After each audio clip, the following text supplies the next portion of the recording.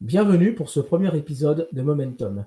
Nous vous proposons comme premier sujet à traiter pour ce nouveau format vidéo de Chronica et Historia de revenir sur une histoire qui a marqué les esprits de l'époque du XVIe siècle, l'étrange épidémie de danse de la ville de Strasbourg.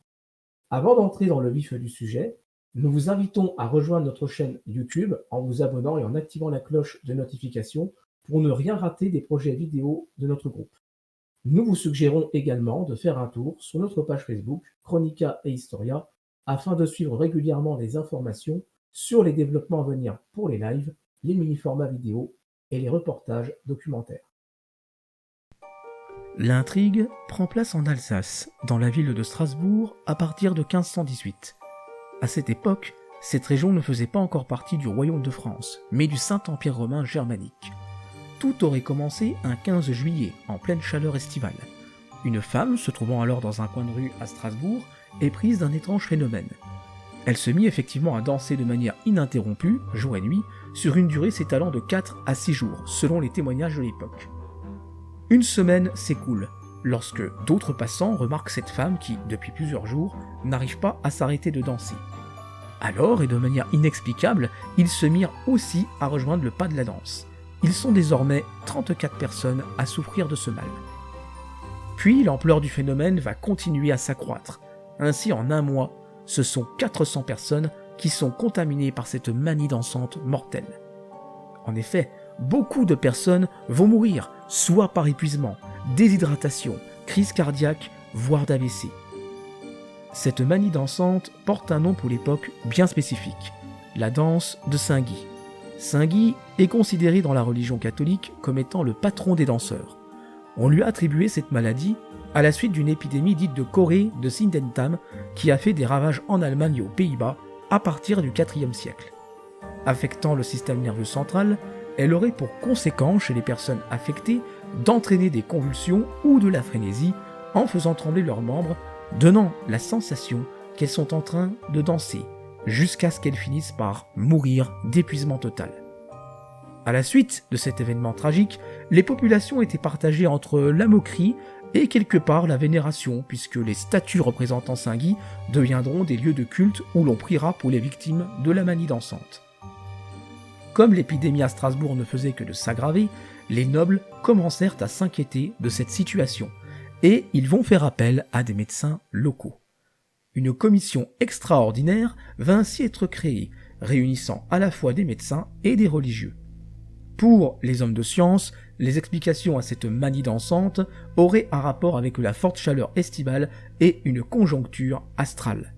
Rappelons qu'à cette époque, l'astrologie était à son apogée, et elle fut même enseignée dans des universités de médecine comme discipline à part entière. Les médecins vont ainsi proposer comme traitement pour les malades une décoction à base d'orge et de pain pour essayer de calmer les effets de la manie dansante, mais aussi de combattre le mal par le mal, en proposant à la municipalité de la ville de jouer de la musique avec des instruments tels que des sitars, des luths, des violons et des orgues, qu'ils considèrent comme étant bénéfiques, du fait que ce sont des instruments à cordes utilisés lors de mariages et de messes. Et ils vont à l'inverse déconseiller aux musiciens d'utiliser des timbales et des fifres. D'ailleurs, ces instruments seront, par mesure de prévention, proscrits pendant toute la durée de l'été, ainsi que les danses publiques, pour que la contagion déjà très présente ne se propage pas à toute la ville. Les personnes contaminées seront d'ailleurs enfermées et isolées dans des pièces à part. Pour les religieux membres de la commission, ils n'ont pas grand-chose de plus à proposer par rapport aux médecins, mais pour ne pas dire qu'ils n'ont rien fait, ils appellent à prier et à implorer Dieu. Pourtant, et malgré les décisions prises par la commission, certains médecins locaux non membres de cette dernière vont contester les propositions de leurs confrères en rejetant l'idée que l'origine de cette manie dansante soit d'ordre astrologique, voire surnaturel. Pour eux, c'est une maladie naturelle qui serait causée par un sang trop chaud. Il aurait été coutumier de proposer plutôt des saignées, un traitement classique qui a déjà prouvé son efficacité à de nombreuses reprises pour les contestataires. Ces derniers ne seront pas entendus et la commission va maintenir ses décisions. Plusieurs jours vont s'écouler, et malgré les recommandations mises en place par la commission, le phénomène continue de se maintenir, remettant ainsi en cause toutes les précautions et traitements établis précédemment. Puis, le 23 juillet 1518, le conseil municipal de Strasbourg prend la décision d'organiser de manière quotidienne des convois pour transporter les malades vers le sanctuaire de Saint-Vit du Hollenstein, situé près de Saverne, réputé pour être un lieu faiseur de miracles.